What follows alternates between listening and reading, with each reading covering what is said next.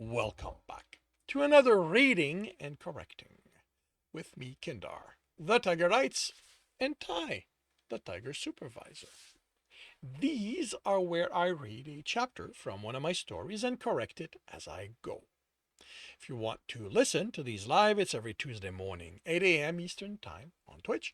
And if you want to support me, that is, on my Patreon.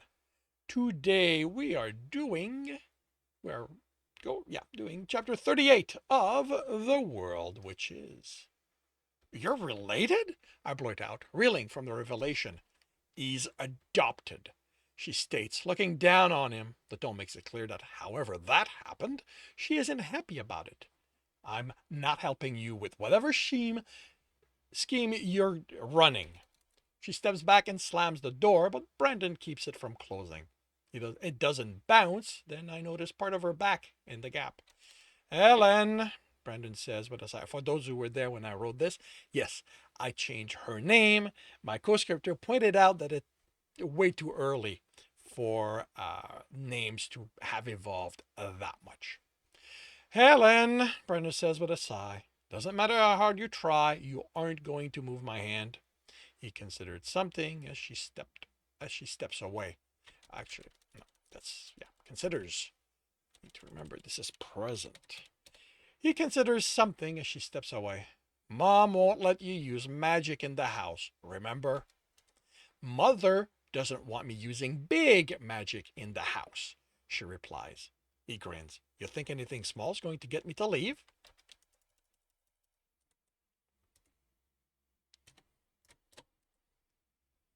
There's an annoyed huff, then silence. A few seconds later, Brandon gives the door a push and it swings inward.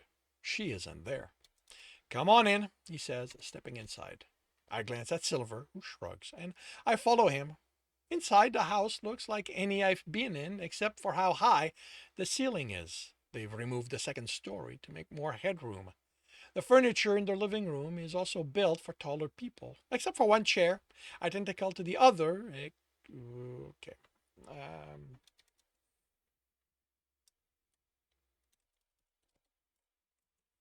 but smaller. Except for one chair, identical to the others, but smaller.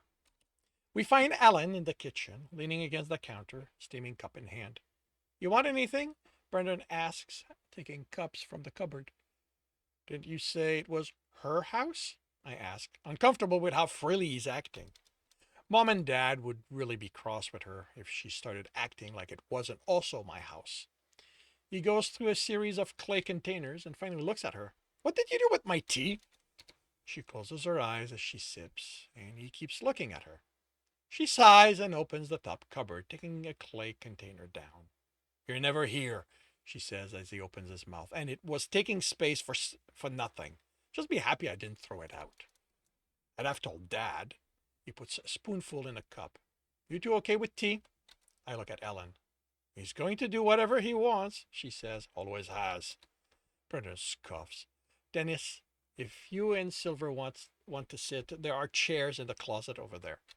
I'm okay, I reply, because I don't feel like rummaging in someone else's house under the prompting of the person she clearly doesn't want here. You good too? I'm good too. Silver leans against the wall, watching the scene with a lot of attentiveness. Brendan hands each of us a cup after adding steaming water from a kettle. Give it a minute or two to steep. Then he leans against the counter next to his sister, breathing in the aroma from his cup. She's an elf, he says, as Silver opens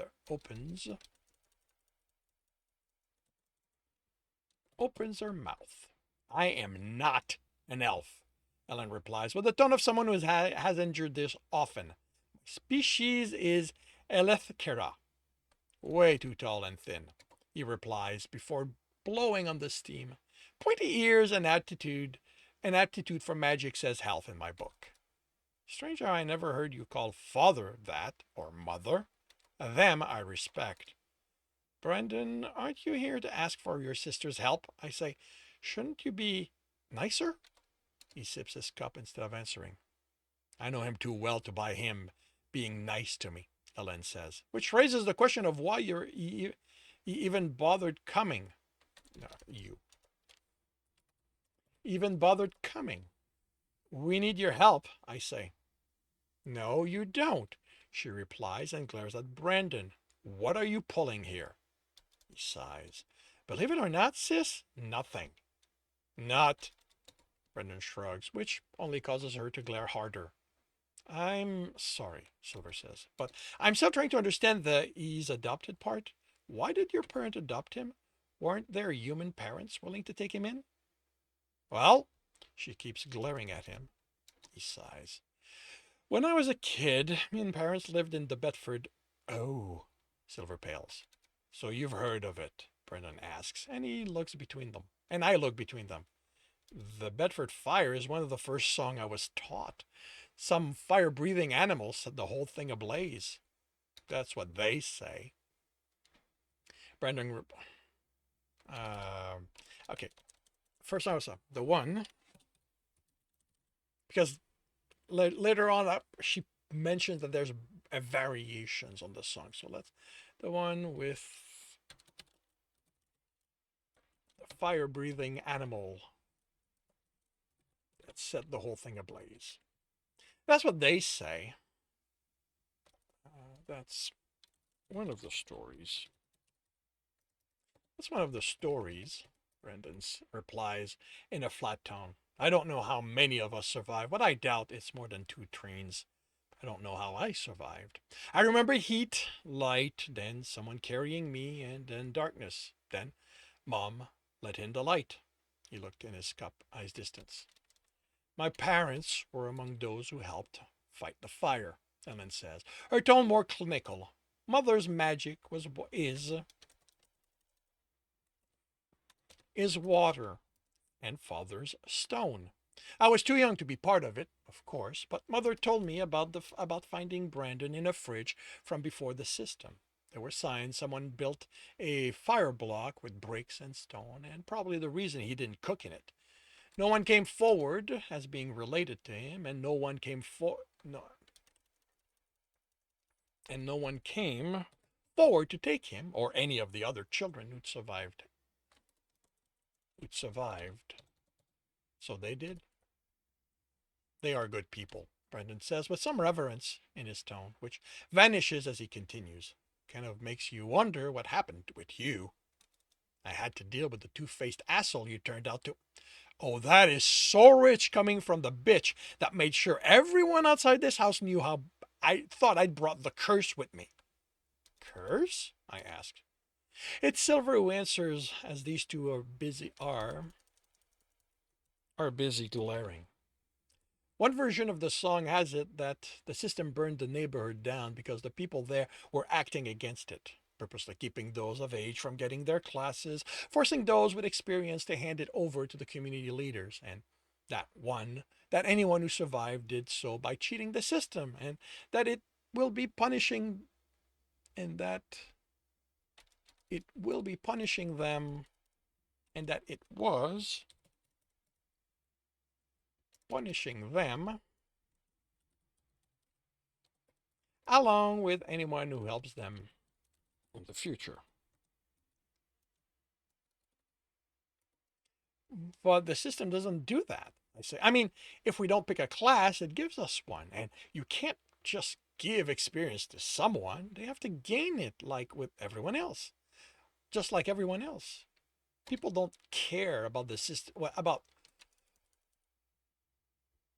what the system can do when they're scared, Silver says. And that's not a song we're supposed to sing. Why did they teach it then? I ask. Because it's out there. It's a bard's job to know the songs and to decide which ones are and which ones are worth singing. We sing to tell stories and the histories, to inform and to entertain. And you can remember all that? She chuckles. The core ability for bards is a memory for songs. If I hear one, I remember it. Unfortunately, it doesn't come with knowing the music, just a boost to my singing skills, so it's still hours of training to do it properly. I'm sorry you had to deal with that, I tell Brandon. It's not like you had you had anything to do with what happened, he scoffs. Still sorry. I finished it. I think we should get going. We need to figure out how we're going to. The door slams open.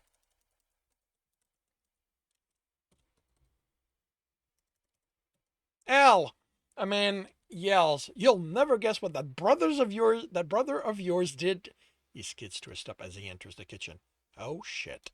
Before he turns, Brandon is over the table and tackles him to the floor. Don't kill me, please, Brandon, don't kill me.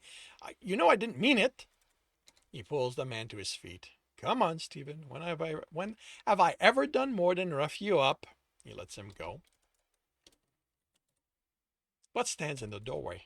What am I supposed to have done? Stephen looks at us and swallows. He's stocky and comes across as someone who works with his hand more than his mind. You killed 4 men? You what? Ellen exclaims. I didn't. You know how I feel about killing people, Elle. She turns her gaze on me and Silver, and Brandon bursts out laughing.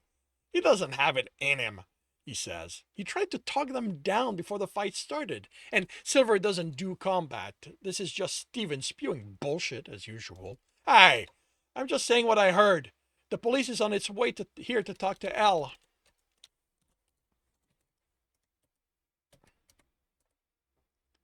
To ask Hal where you are.